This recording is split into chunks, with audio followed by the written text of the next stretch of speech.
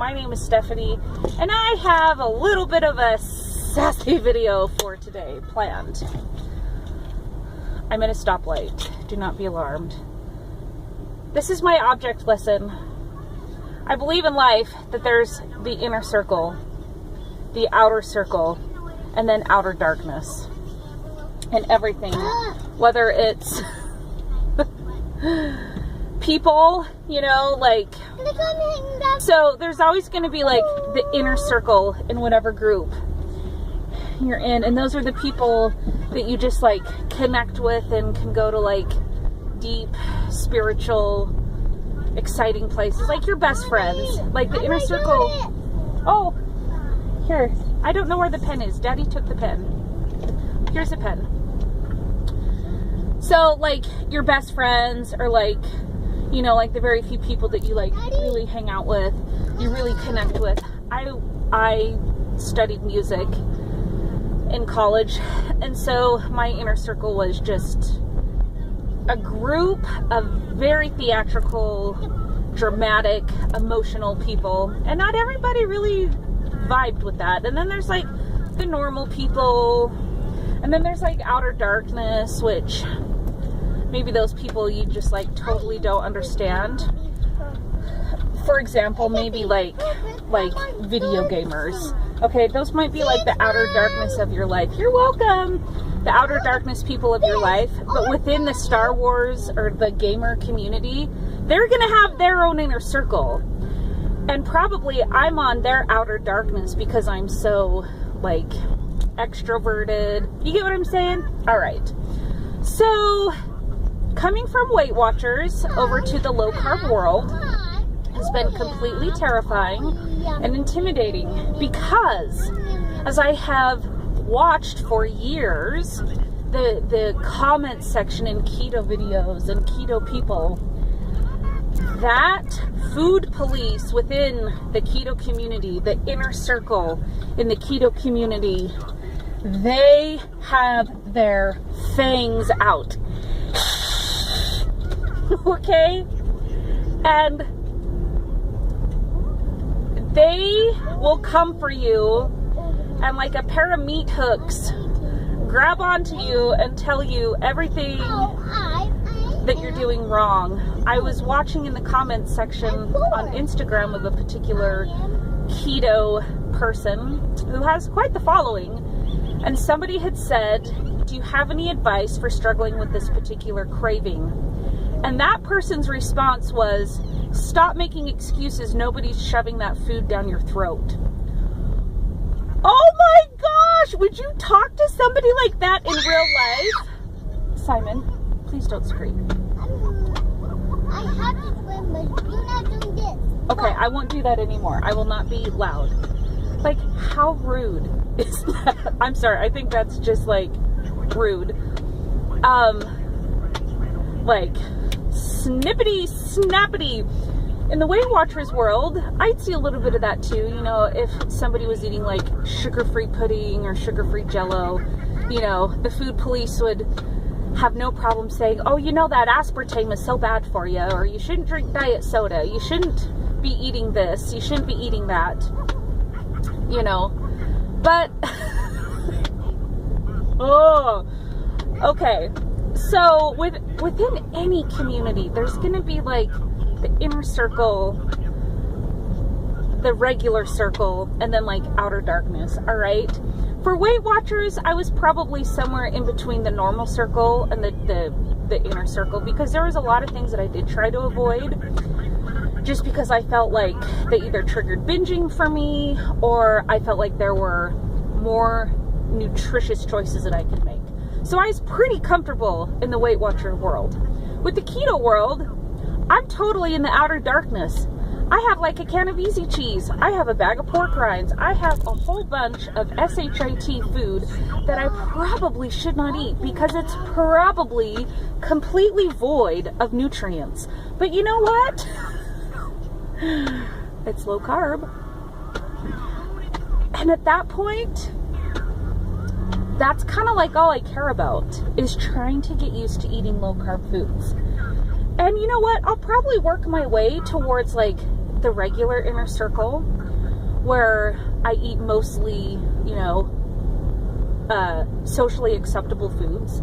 And then at some point, I can see myself down the road when my life is a little bit more calm and I'm more comfortable and I've grown in my own confidence level. I can see myself going back to buying like mostly organic, grass-fed meats, like really checking the labels and really caring. But right now, as you can see, I'm just not there. And you know what? You might not be there either. You might fall in outer darkness with me where you're like, well, it doesn't have carbs. If I eat a whole pack of bologna, who cares? If I drink a gallon of diet soda a day, it's okay because it doesn't have carbs, you know? And I am sure that the food police will be coming for me. And that's okay, they can come for me. I really don't care. And after going through a food addiction recovery program for a couple years, and I really should be more active in it than I am right now, but I just feel like my mind, I don't want to make excuses, but I'm not choosing to focus on that right now. I'm choosing to focus on other things. But the power of choice is so precious. It's so important. And I really believe that no matter what eating program you're on, the power and the right to choose what you eat is like a sacred right that nobody should ever trample on. Nobody should ever question. Nobody should ever, like, come near that. I don't care if you were the smartest, most disciplined, most healthy, the inner circle of the tribe.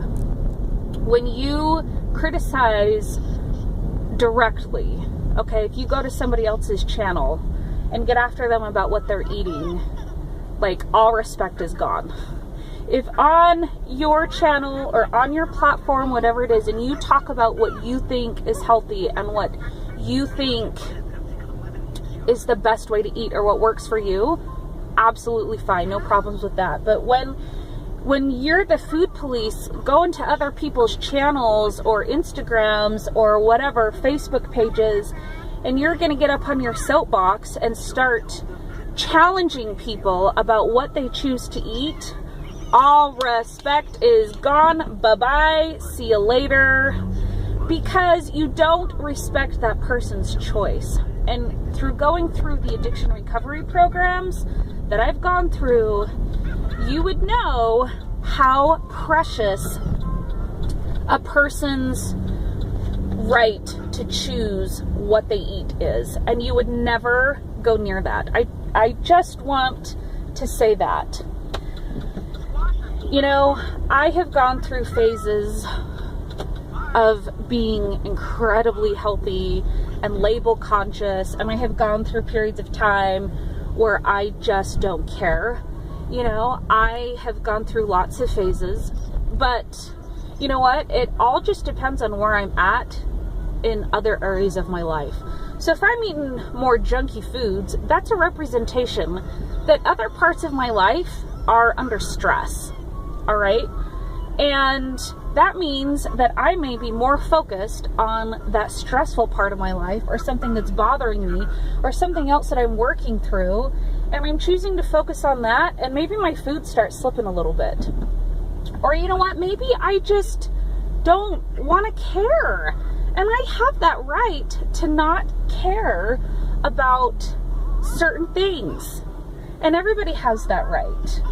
It doesn't mean that we don't know. It doesn't mean that, you know, it doesn't mean that we probably don't know that aspartame and artificial sweeteners are totally a subject for debate.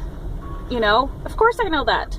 Of course I know that there's lots of studies out there that it disrupts your gut microbiome.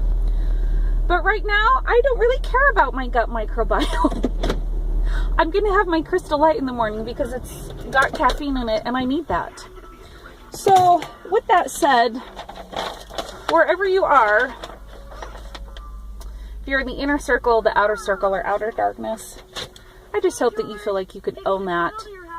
And I hope that if you are part of the food police, that you just maybe just think twice. I know you won't, but I hope that you think twice before you go and, you know, actively criticize people's personal choice about what they're going to eat. Because it's really not going to do any good. They're really not going to think about what you just said. It's just going to probably, if they're like me, just tick them off and be like, get out of my face. So, I'm going to go to Walmart and I'm going to buy a new pan. What else is on my list? And some unscented soap because I'm pregnant. Oh, cat's out of the bag and everything is making me gag. And spray paint and garbage bags. Have a wonderful day and I will see you in my next video.